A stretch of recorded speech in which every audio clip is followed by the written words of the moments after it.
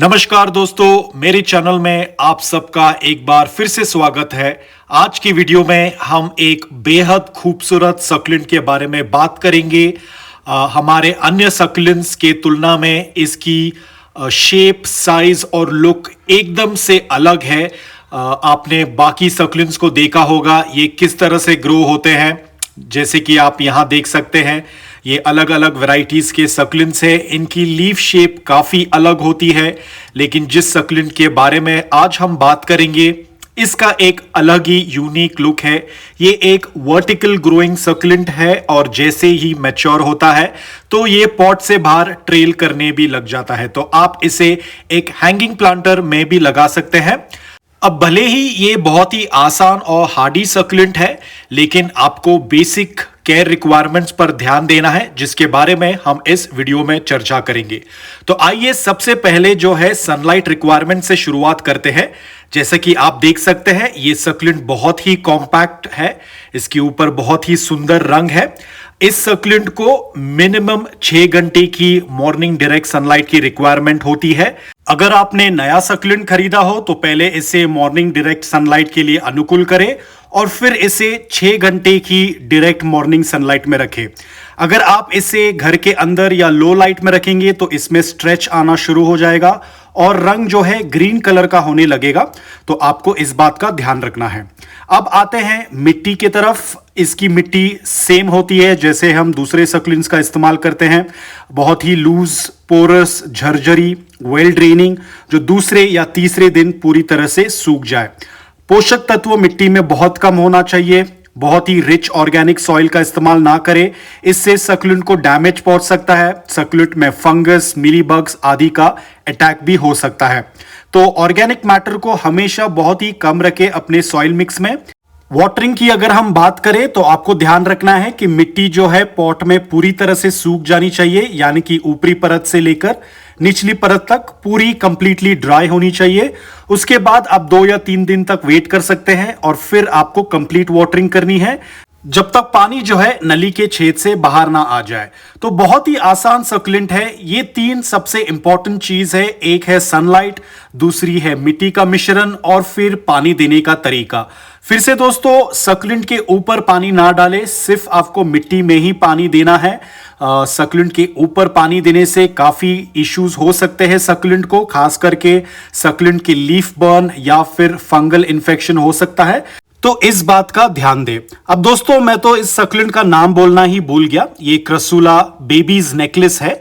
ये क्रसूला जीनस का सक्लेंट है, जो विंटर के टाइम पर इनकी ग्रोइंग पीरियड होती है और समर के दौरान ये डोरमेंट हो जाता है।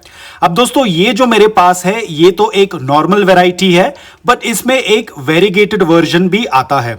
तो ये रहा हमारा वेरीगेटेड वर्जन क्रसूला बेबी नेकलेस का, बहुत ही सुंदर सा दिखने वाला सक्लेंट। लेकिन मैं कहूंगा कि ये अगर आप बिगनर हैं तो ये आपको काफी मुश्किल दे सकता है। तो अगर आप बिगनर हैं, आपको ज्यादा सक्लेंट्स की नॉलेज नहीं है, तो ये वाला सक्लेंट अभी ना खरीदे। जब आपको बहुत अच्छी एक्सपीरियंस हो सक्लेंट्स का, तो फिर जाके आप वेरीगेटेड वर्जन खरीद सकते हैं। एक तो वेरीगेटेड वर्जन बहुत कॉमन नहीं है, दूसरी बात ये थोड़ा सा महंगा है। आपको 250 से लेके 300 रुपए में एक पॉट मिलता है, तो काफी महंगा होता है। लेकिन हमारा जो रेगुलर वैरायटी है ये वाला, ये आपको बहुत ही कॉमनली मिल जाएगा। बट वेरीगेटेड वाला थोड़ा सा अनकॉमन है और थोड़ा सा एक्सपेंसिव है। इसकी देखभाल करना भी थोड़ी सी मुश्किल है, क्योंकि इसे बहुत ज्यादा डायरेक्ट सनलाइट भी पसंद नहीं है और इसे कम रोशनी भी नहीं पसंद है। कम रोशनी में रंग फीका पड़ जाएगा और स्ट्रेच होने लगेगा। अगर बहुत ज्यादा डायरेक्ट सनलाइट मिलेगी तो फिर सक्लेंट जल जाएगा। तो इसलिए अगर आप सक्लेंट रखने में नए हैं तो इसको अभी ना खरीदे, थोड़ा सा एक्सपीरियंस प्राप्त कर ले, फिर आप इसको रख सकते हैं। तो फिलहाल के लिए तो आप जो है रेगुलर वैरायटी ही ग्रो करें। ये बहुत ही आसान है, बहुत ही हार्डी है और इसे बहुत ज़्यादा केयर की रिक्वायरमेंट नहीं होती है। बस वो 3 चीज़ जो हमने पहले कही थी, सनलाइट, सॉइल मिक्स और वाटरिंग पर ध्यान देना है। उसके अलावा ये बहुत ही आसानी से आपके घर में ग्रो हो जाएगा। इसे ज़्यादा देख रेख की ज़रूरत नहीं होती है। फर्टिलाइज़र तो आप ना डालें तो ही बेटर है। जो हमारी गार्डन सॉइल होती है वो ही इनके लिए काफ़ी है। जो थोड़ी सी 20% फिल्टर्ड गार्डन सॉइल का इस्तेमाल करते हैं वही ये सक्यूलेंट के लिए काफ़ी होता है, एक्स्ट्रा फर्टिलाइजर डालने की ज़रूरत नहीं है। अब आते हैं प्रोपगेशन के तरफ। ये बहुत ही इजीली प्रोपगेट होता है, इसको बहुत इजीली मल्टीप्लाई किया जा सकता है।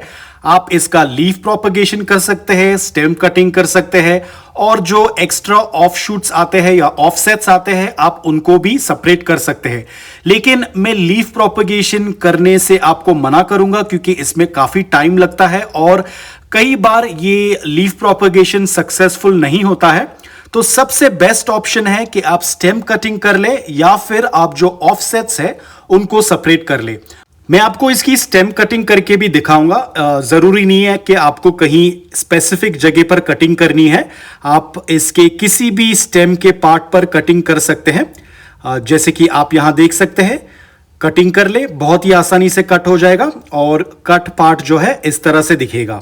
अब दोस्तों क्योंकि इनकी स्टेम जो है बहुत पतली होती है तो आपको इसे सुखाने की जरूरत नहीं है, आप इसे डायरेक्टली जो है मिट्टी में लगा सकते हैं।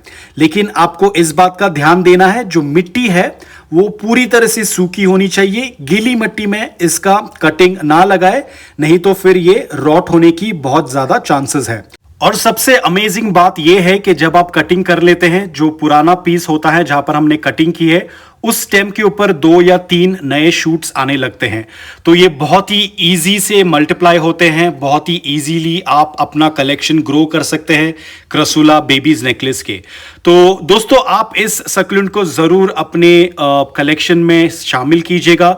अगर आप इन बेसिक गाइडलाइंस का ध्यान देंगे तो ये बहुत ही आसानी से आपके गार्डन की शोभा बढ़ा सकता है। अभी mealy bugs, paste attack in पर ज्यादातर नहीं होता है। मैं शायद इन्हें पिछले 6-7 साल से इनको ग्रो कर रहा हूं, मुझे कभी इन्होंने फंगस, मिली बग्स की दिक्कत नहीं दी है, तो ये एक और बहुत ही अच्छी बात है। अगर टेम्परेचर की बात करें तो ये 10 डिग्री सेल्सियस से लेके 36-37 डिग्री सेल्सियस तक आराम से चल जाएंगे, कंफर्टेबल रहेंगे। लेकिन हाँ, अगर आपके शहर का टेम्परेचर 45 डिग्री सेल्सियस के ऊपर जाता है और अगर इनको आपने बाहर रखा है तो डेफिनेटली इनको डैमेज पहुंचेगा एक्सेस हीट के वजह से।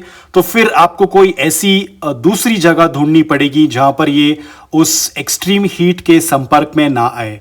लेकिन अगर आप मेरे टाइप के क्लाइमेट से है, मेरे टाइप के एनवायरनमेंट से है, मैं तो बैंगलोर से हूं, यहां पर समर टेम्परेचर 35-36 डिग्री सेल्सियस के ऊपर नहीं जाता है, तो मेरे सारे सक्यूलेंट्स जो है ओपन टेरेस में है।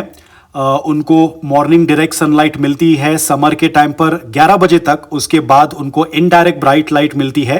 क्योंकि यहाँ पर बहुत ज़्यादा गर्मी नहीं है तो सारे सक्यूलेंट्स जो है बहुत ही अच्छी तरीके से चल जाते हैं, सिवाय सेम्परवाइवम के।